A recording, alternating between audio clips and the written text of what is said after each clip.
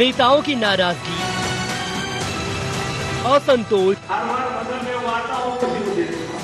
अनदेखी और आरोप। उस समिति को लेकर मुझे आपत्ति है। जी हां, एमपी कांग्रेस में संगठन में अंदरूनी कलह थमने का नाम नहीं ले रही है। चाहे बात चुनाव की हो या फिर संगठन विस्तार की, कांग्रेस में विरोध, नाराजगी और असंतोष बढ़ता हुआ नजर आ रहा है। कांग्रेस संगठन के पुनर्गठन और पार्टी के विस्तार को लेकर चल रही कवायद को लेकर पार्टी नेताओं को असंतोष गहराता हुआ दिखाई दे रहा है। और अब तो हालत ये हो गई है कि पार्टी के स्थानीय स्तर के नेता ही पार्टी हाईकमान पर सवाल उठाते दिखाई दे रहे हैं। जहां पार्टी से नाराज चल रहे नेता बार बार शीर्ष नेतृत्व पर अनदेखी का आरोप लगा रहे हैं। प्रदेश कांग्रेस के द्वारा जो समन्वय समिति बनाई गई है, उस समिति को लेकर मुझे आपत्ति है। अब इसमें आप देखिएगा, समन्वय समिति में कहीं भी मुस्लिम प्रतिनिधि को नहीं लिया गया है। क्या आप मुस्लिमों के बीच में समन्वय बनाना नहीं चाहते? आपको क्या जिले में एक भी ऐसा कोई मुस्लिम लीडर नहीं मिला जो समन्वय समिति में आ सकता हो? कांग्रेस पार्टी का जो शीर्ष है वो कहीं ना कहीं मुस्लिम प्रतिनिधियों के साथ या मुस्लिमों के साथ न्याय नहीं कर पा रहा है।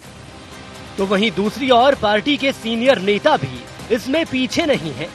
इसी कड़ी में पूर्व केंद्रीय मंत्री और कांग्रेस के वरिष्ठ नेता अरुण यादव खलघाट में बड़ा सम्मेलन करने की तैयारी में है,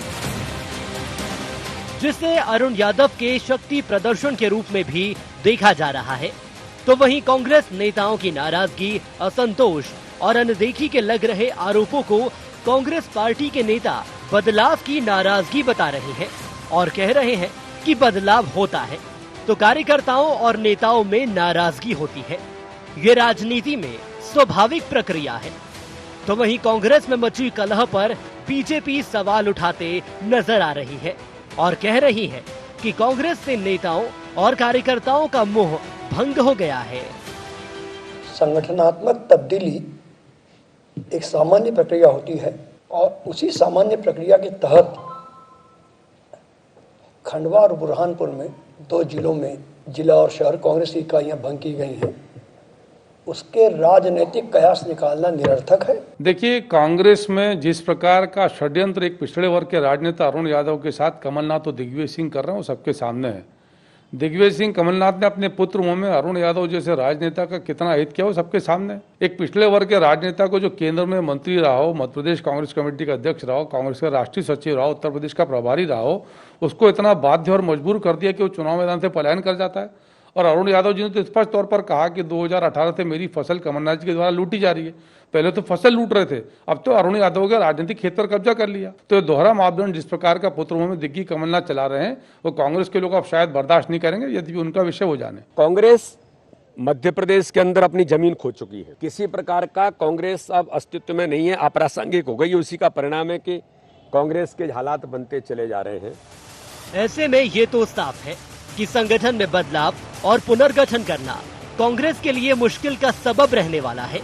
तो वहीं वरिष्ठ नेताओं और स्थानीय स्तर के कार्यकर्ताओं की नाराजगी से जूझ रही कांग्रेस कैसे संगठन पुनर्गठन करती है और कितना संगठन में बदलाव कर पाती है, ये देखना अहम होगा। Bureau report, IND 24।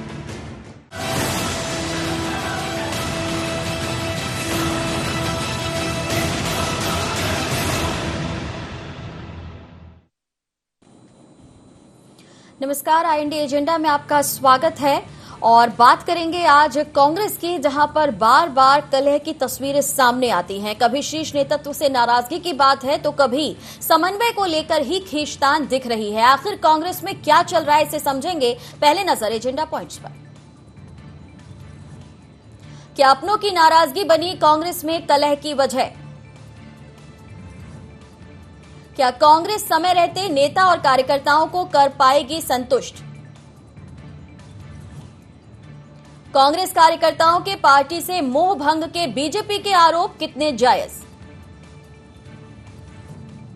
क्या चुनौती और मुश्किलों में कांग्रेस कर पाएगी बदलाव, क्योंकि कांग्रेस लगातार बदलाव की बात कर रही है, युवाओं को मौका देने की बात कर रही है, समन्वय बिठाकर आने वाले चुनावों की तैयारी की बात कर रही है, लेकिन वक्त वक्त पर जो तस्वीरें सामने आ रही हैं वो कांग्रेस की अंदरूनी कलह को बाहर दिखा रही हैं और साथ ही उनकी एकता पर सवाल भी खड़े कर रही हैं। एक तरफ देश दुनिया में जहां ओमिक्रॉन का संक्रमण लगातार बढ़ने के लिए चिंतित हैं लोग, वहीं कांग्रेस के अंदर कलह का जो संक्रमण बढ़ रहा है उसे कैसे कांग्रेस के शीर्ष नेता रोकेंगे, इस पर बात करेंगे। मेहमानों से परिचय करा देती हूं। हमारे साथ डॉक्टर दिव्या गुप्ता जुड़ रही हैं, आप बीजेपी का पक्ष रखेंगी, और वरिष्ठ पत्रकार देवदत्त दुबे जी हमारे साथ हैं, बहुत स्वागत है। और स्टूडियो में मेरे साथ पवन पटेल जी हैं, आप एमपी कांग्रेस के महासचिव हैं। शुरुआत चर्चा की आपके साथ, रिपोर्ट आपने देखी और अंतर्कलह को लेकर क्या कहना चाहेंगे कि पार्टी में आखिर चल क्या रहा है? देखिए, अंतर्कलह जैसी कोई बात नहीं है। ये स्वाभाविक प्रक्रिया है कि जब संगठन में कोई पदाधिकारी रहता है उसको जब बदला जाता है तो उसके कुछ रहते हैं कि भाई उसके कुछ पक्ष के लोग जो रहे उसको मानने वाले जो रहते हैं, थोड़ा बहुत इस टाइप का मनमुटाव हो जाता है। लेकिन जब इसको बड़े लेवल पे देखेंगे, जब देश और प्रदेश के हित के लेवल की बात देखेंगे, जब आप महंगाई की बात देखेंगे, जब गरीब की बात देखेंगे, तो जब कोई भी व्यक्ति जो कांग्रेस की विचारधारा का पक्षधर है, जब वो देखेगा बड़े लेवल पे कि आज हम संगठनात्मक बदलाव करके जिस टाइप की भारतीय जनता पार्टी जैसी फिरका परस्त ताकतों से हम लड़ने का प्रयास कर रहे हैं, तो वहाँ पे उसकी नाराजगी खत्म हो जाएगी। क्योंकि हर आदमी सबसे पहले अपने देश और किसान और इस प्रदेश का हित चाहता है, इसलिए उस हित के जब हित के बड़े लेवल पे वो देखेगा उसको, तो ये नाराजगी अपने आप खत्म हो जाएगी। और स्वाभाविक है, संगठन में परिवर्तन होते रहे तो उस परिवर्तन में थोड़ी बहुत नाराजगी होती रहती है, उसका बहुत बड़ा चिंता करने की बात नहीं है। हमारी कांग्रेस पार्टी पूरी तरह से उसका निश्चय उससे संकल्पित है कि वो आम आदमी, गरीब, मजदूर, किसान की लड़ाई लड़ेगी। और कांग्रेस के अंदर जो है उसकी चिंता भारतीय जनता पार्टी को ज्यादा हो जाती है। वो भारतीय जनता पार्टी वो चिंता करने के बजाय उसको देखना चाहिए कि हम महंगाई और इस तरह की चीजों से आम जनता को कैसे निजात दिलाएं, क्योंकि प्रदेश और देश में सत्ता में वो ठीक है, आप सही बात कह रहे हैं, महंगाई की बात है, बेरोजगारी की बात है, ये अच्छे मुद्दे आपके पास हैं जरूर, लेकिन आपको नहीं लगता कि कार्यकर्ताओं का साथ भी उतना जरूरी है? अगर आप समन्वय समिति की बात कर रहे हैं तो समन्वय ही नहीं आप अपने कार्यकर्ताओं के बीच बिठा पा रहे हैं, या जो मैसेज है आपकी तरफ से वो नहीं जा पा रहा है ठीक से? नहीं, ऐसा बात नहीं है। देखिए, कुछ लोगों का एक किसी का स्टेटमेंट आपने दिखा दिया, अगर 100 लोग हैं, 100 में 1 या 2 लोग इस टाइप से आते तो उसको हम ये नहीं मान सकते हैं कि उसको समन्वय नहीं बैठा पा रहे हैं। जो आपस में नाराजगी होती है, एक परिवार की बात है, आपस में नाराजगी, उसको वहां के हमारे क्योंकि हमारे पास तो सर समय उतना है ना कि हम 1 या 2 स्टेटमेंट ही दिखा सकते हैं, लेकिन अगर अरुण जी कहते हैं उपचुनाव में प्रचार के दौरान जो बात, उसे आज भी बीजेपी दोहरा रही है, अभी खलघाट में जिस तरीके से वो कार्यक्रम करने जा रहे हैं, तो ये सारी बातें किस तरफ इशारा कर रही हैं? देखिए, माननीय अरुण यादव जी ने सबसे पहले पता है कि उन्हें अपने पारिवारिक परिस्थिति के कारण चुनाव लड़ने से मना किया था। भारतीय जनता पार्टी बोल रही उस समय से गलत बोल रही है। इसके बाद माननीय अरुण यादव जी ने सबसे ज्यादा प्रचार किया। अब माननीय अरुण यादव जी जो रैली कर रहे हैं, वो रैली कांग्रेस को मजबूत करने के लिए रैली कर रहे हैं, इसको दूसरे उसमें ले जा रहे हैं। भाई, अलग अलग ये रैली होती जाती है, उस रैली है, सफल रैली होगी, मुझे पता है, और वो कांग्रेस को मजबूती प्रदान करेगी। चलिए ठीक है, आप जो कह रहे हैं जाहिर है कि आप बेहतर समझते होंगे, लेकिन जो मैसेज मिल रहे हैं दुबे सर, अगर उस पर गौर किया जाए तो क्या लग रहा है कि अरुण यादव, जैसा कि बार बार दिखाया गया, कहा गया, और कुछ उनके अपने स्टेटमेंट जहां वो कहते हैं कि फसल मैं बोता हूं, काट कर कोई और ले जाता है। अभी बुरहानपुर की अगर हम बात करें, जिस तरीके से जिला इकाई हो, शहर इकाई हो, और वहां ये कहना कि कार्यकर्ताओं ने ठीक से काम नहीं किया, और ऐसे में जो मैसेज जा रहा है कि अरुण यादव, उनके जो समर्थक हैं, उनके साथ जो काम करने वाले हैं, वो बेहतर तरीके से प्रचार प्रसार नहीं कर पाए, अपना काम ठीक से नहीं कर पाए। ऐसे में पवन जी कह रहे हैं कि ऐसा कुछ भी नहीं है, अरुण जी नाराज नहीं है, कोई नाराज नहीं, 1-2 स्टेटमेंट आए, उससे कुछ लेना देना नहीं है। दुबे सर जी, आवाज आ रही है? जी सर, जी सर। तो कांग्रेस नेता की ट्राई करते जब किया और के विधायक अलग कर रहे थे और बेंगलुरु पहुंच गए, तब भी कहते थे तब ठीक हो जाएगा, ये पार्टी में चलता रहता है। भाजपा में भी ऐसा होता है तो कहते कहीं कुछ बाहर तो यही कहना पड़ता है कि सब कुछ ठीक है, हम एकजुट हैं, लेकिन ये हमें आपको समझना पड़ेगा, ये राजनीतिक दल है, ये कोई भजन मंडलियां नहीं है, ये साधु संतों की टोली नहीं है। ये तो अपने सत्ता केंद्र को पाने के लिए हर हथकंडे अपनाते हैं।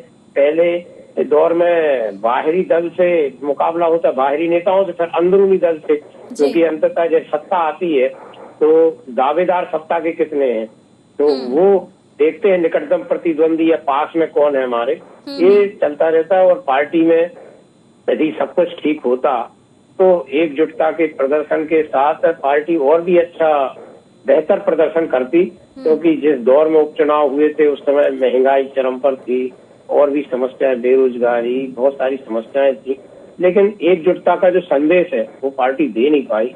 और कुल मिला के परिणाम ये हुआ कि पार्टी ने अपेक्षाकृत तो बेहतर प्रदर्शन किया कि खंडवा में 2,80,000 से जहां पार्टी हारती थी वहां 80,000 पर आ गई जी। तो लेकिन यदि एकजुटता के साथ लड़ती, अरुण यादव को चुनाव लड़ाया जाता तो मुझे लगता है कुछ परिणाम और होते और उसका संदेश और कुछ बनता। ये पार्टी का अंदरूनी मामला है कि वो क्यों नहीं अपने आप को सब लोग एक संदेश दे पा रहे। देखो, जहाँ आग होती धुआं वहीं उठता है। यदि एकजुटता होती तो है जिसे समझने की जरूरत है। कांग्रेस के जो शीर्ष नेतृत्व हैं, जो लीडर्स हैं, उन्हें समझने की जरूरत है। लेकिन डॉक्टर दिव्या, आपको क्या लगता है, मामले भले छोटे मोटे सामने आते हों, लेकिन जिस तरीके से पवन जी कह रहे हैं कि आप बयानों को तोड़ मरोड़ के पेश कर देते हैं, बीजेपी जिस तरीके की बातें कर रही है कि कांग्रेस डूबती जहाज है या फिर अप्रासंगिक हो गई है, ये जो प्रचार है क्या इससे बीजेपी को कुछ फायदा मिलता है? क्योंकि कांग्रेस कह रही है कि वो पूरी तरीके से कोशिश कर रही है जनता के बीच पहुंचने की। हाँ, बस कोशिश है जरूर, लेकिन वो कामयाब होती कहीं दिख नहीं रही है। जहाज डूब रहा है और उसमें जैसे कहना चाहिए कि मल्टीपल छेद होते चले जा रहे हैं, पानी भरता चला जा रहा है। और फिर भी आप कह रहे हैं कि भारतीय जनता पार्टी की चिंता का विषय नहीं। साहब, बिल्कुल हमारे चिंता का विषय नहीं। चिंता का विषय आपका है। आपकी पार्टी में अगर आपका कार्यकर्ता आपको छोड़ के जा रहा है, आपका कार्यकर्ता अगर आपसे असंतुष्ट है, आपका कार्यकर्ता ही नहीं, एक कर्मठ जमीनी नेता यदि आपका बहुत असंतुष्ट है, पहली बात तो आप ये डिसाइड नहीं कर पा रहे कि ये आधिकारिक रैली है या अनाधिकारिक रैली है। यानी यदि कांग्रेस की रैली है तो आपके शीर्ष नेतृत्व को पता क्यों नहीं है और वो आमंत्रित क्यों नहीं है? अगर ये आधिकारिक रैली है जिसमें सिर्फ अरुण यादव जी स्वयं अपनी रैली निकाल रहे हैं, तो क्या आवश्यकता पड़ी उनको शक्ति प्रदर्शन की? क्या ऐसा उनको चुभ गया है या उनको तकलीफ दे रहा है या उनको चोट पहुंचा रहा है कि जो खलघाट में वो इतनी बड़ी रैली करने जा रहे हैं? तीसरी बात ये कि आप अगर बोल रहे हैं कि सब कुछ ठीक है, तो अरुण यादव जी के मुंह से निवाला छीनने के लिए क्या आवश्यकता पड़ गई कि उनको बैठा दिया गया एन चुनाव के पहले? तो ये चिंता का विषय भारतीय जनता पार्टी का बिल्कुल नहीं है। ये आपका विषय है जिसमें आपको इस बात का फिक्र भी होनी चाहिए, चिंता भी होनी चाहिए, चिंतन मनन भी होना चाहिए कि आपका इतना कद्दावर नेता आज असंतुष्ट है और वो अपना रैली प्रदर्शन कर रहा है। डॉक्टर दिव्या, लेकिन आपको नहीं लगता कि जब कांग्रेस के सीनियर लीडर्स हो, अगर हम लक्ष्मण सिंह की बात करें, वो कह रहे हैं कि हमारे कार्यकर्ता अगर हमें छोड़कर जा रहे हैं और वो बीजेपी ज्वाइन कर रहे हैं, तो ये बीजेपी के लिए चिंता का विषय है। हम तो नए कार्यकर्ता फिर से खड़े कर लेंगे, हम युवाओं को मौका देंगे। नाज़रीन जी, काश ऐसा होता, लेकिन हो ये रहा है कि दो बड़े नेता हैं जो बुजुर्ग हो चुके हैं और वो दो बड़े नेता जो है वो अपने दो बेटों को लेकर आ रहे हैं। मैं आपको थोड़ा सा पीछे लेके जाऊंगी और शब्दों की थोड़ी सी अगर मर्यादा को वो लगता हो तो मैं क्षमा भी चाहूंगी, लेकिन पुत्र मोह में धृतराष्ट्र जो आंखों में पट्टी बांध लिए थे, वो पुत्र मोह में वो अंधे हुए थे, ये कहना होता है। और इस बात को लेके मैं शीर्ष नेताओं के बारे में भी ये कहना चाहूंगी कि जब आप पुत्र मोह में इतने लिप्त हो जाते हैं, आकंठ लिप्त हो जाते हैं, तब आप पार्टी को दरकिनार कर देते हैं। और आप पार्टी को दरकिनार करके आप कहां तक ले आएंगे, हाशिए पर ले आएंगे, ये सबसे बड़ा चिंता का विषय होना चाहिए। जहां एक कार्यकर्ता का सम्मान नहीं होता है, वहीं भारतीय जनता पार्टी में कार्यकर्ता का इतना सम्मान है कि वो यदि काम कर रहा होता है तो करते करते वो शीर्ष पद पर पहुंच जाता है। लेकिन यहाँ ये परिवारवाद का जो सारा का सारा सिस्टम है, ये ले डूब रहा है और ये हमारा चिंता का विषय नहीं है, ये कांग्रेस के लिए चिंता का बहुत बड़ा विषय है। पवन जी से इस पर। जी पवन जी, आप बार बार बोल रहे हैं हमारा चिंता का विषय नहीं, लेकिन चिंता पूरी आपके चेहरे पे झलक रही है। और हमारा, आप जो कार्यकर्ता की बात कर रहे हैं कि जो आप कार्यकर्ता काम करने वाले, वही बोले काम करने वाले जो कार्यकर्ता हैं कांग्रेस पार्टी के, उनको भी आपने ले लिया। चिंता नहीं है, आपके पास कार्यकर्ता नहीं थे, आपने कांग्रेस से जो विधायक आयात किए उन्हीं विधायकों को आपने टिकट दे दिया। आपके पास कार्यकर्ता अगर होते तो क्यों आपने कांग्रेस से जो विधायक लाए उनको टिकट दे दिया? आपके अपने कार्यकर्ताओं के ऊपर विश्वास नहीं था आपको। आप हमारे लिए बता रहे हैं कि ऐसा करना चाहिए, आप अपना नहीं बता रहे हैं कि आप किस तरह की पॉलिसी अपना रहे हैं, आप किस तरह महंगाई का क्या हालत है। आपके माननीय प्रधानमंत्री जी किसानों को बोलते थे आतंकवादी और उसके किसान बिल माफी मांग रहे हैं, इन सब का जवाब नहीं रहेगा। आप एक भी लोकतांत्रिक प्रक्रिया का अपना नहीं रहे हैं, आप तानाशाही पे उतारू हो गए हैं। आपको सिर्फ और सिर्फ चिंता है अपने उद्योगपति मित्रों की, जिसके लिए आप कृषि कानून लाए बिना किसी सदन में चर्चा की और कहाँ जा रहा है। देखिए उनके अपने आरोप है, अब विषय पे वो भी क्या ही बोलेंगे। मैं दुबे सर से समझ लेती हूँ। दुबे जी, क्या लग रहा है ये बीजेपी जिस तरीके से बचाव की बात करे कि कार्यकर्ता आएंगे, स्वागत है, क्योंकि कांग्रेस में कार्यकर्ताओं को वो सम्मान नहीं मिल रहा था। तो अगर हम थोड़ा और पीछे जाके देखें, 2018 में कुछ ऐसे लीडर्स थे जिन्होंने पूरी जिंदगी सेवा की बीजेपी की, पूरा वक्त वहां पे दिया, लेकिन बाद में उन्होंने भी यही शिकायत की कि हमें वो सम्मान नहीं मिला। तो ये सिर्फ बात सम्मान की है, जनता के सेवा भाव की है, या फिर कुछ पाने की लालसा है जो राजनेताओं में या नेताओं में, कार्यकर्ताओं में होती है, और फिर वो जहां जगह मिले वहां अपना पद या अपनी जो जरूरत है उसे पूरा करने के लिए मूव कर जाते हैं?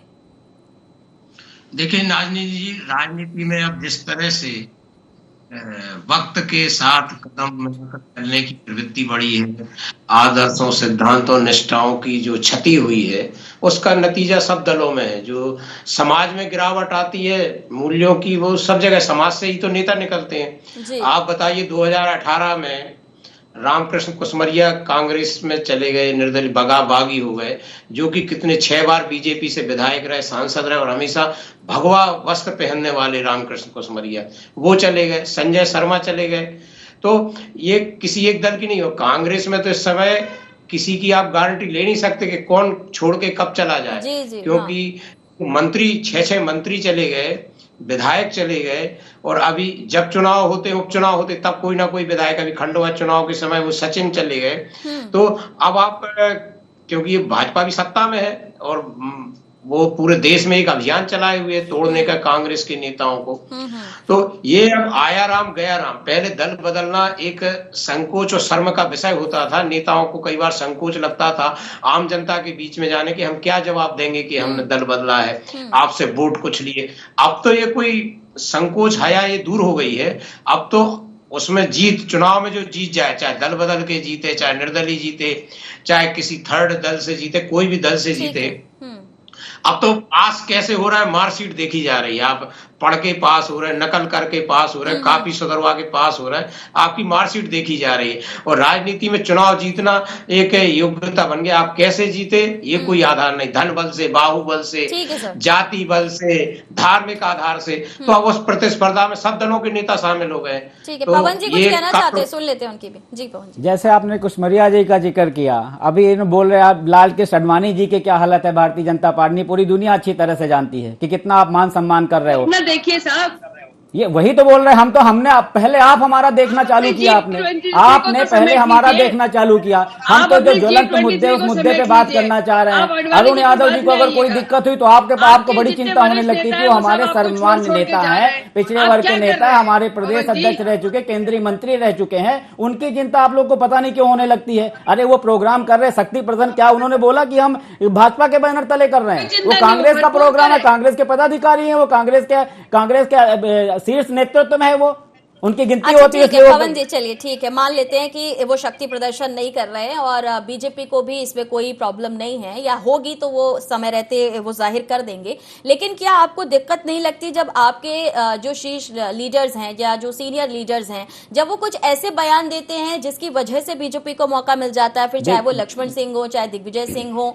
या बाकी कुछ ऐसे लीडर्स जिनका कुछ कहना ही आपके लिए नुकसानदेह साबित हो जाता है? देखिए कई बार इस टाइप की सिचुएशन बनी है, बात सही है, लेकिन वो चीज कोई कांग्रेस का आधिकारिक बयान नहीं रहता, वो उनकी व्यक्तिगत राय रहती जिसको बताते हैं वो। उसको हम ऐसा नहीं मान सकते कि हमारा पूरा एक कांग्रेस कमेटी का है या ऑल इंडिया कांग्रेस कमेटी का बयान है, ये उसको उस बयान से नहीं तुलना करनी चाहिए। आज हम जिस उस पे लड़ाई लड़ रहे हैं, हमारा मतलब यह है कि आज आपकी लड़ाई एक पार्टी के प्लेटफॉर्म पर क्यों नहीं है? अगर अरुण जी कोई आयोजन कर रहे हैं, कोई कार्यक्रम कर रहे हैं, तो उसमें कमलनाथ जी का जिक्र क्यों नहीं है? उसमें कांग्रेस का जिक्र क्यों नहीं है? उसमें कांग्रेस शामिल क्यों नहीं दिख रही है? आपको नहीं लगता कि ये मैसेज भले वो किसी भी हित के लिए कर रहे हो, लेकिन आपकी पार्टी के लिए वो एक गलत संदेश दे रहा है? नहीं, मेरा मतलब ये क्राइटेरिया कहां से डिसाइड हो गया कि उसमें कमलनाथ जी शामिल नहीं है या बाकी कांग्रेस पार्टी का कोई नेता शामिल? ये क्राइटेरिया कहां से समझ में आएगी? हमें नहीं समझ में। हमारी तो अभी पीसीसी में बैठा हुआ तभी भी बात हुई है, अभी हमारे जो पदाधिकारी रही हैं, जनरल सेक्रेटरी हैं। देखिए, कांग्रेस के ही जब सवाल जवाब होते हैं, जैसे कि हम आपसे बात कर रहे हैं, वैसे ही हमने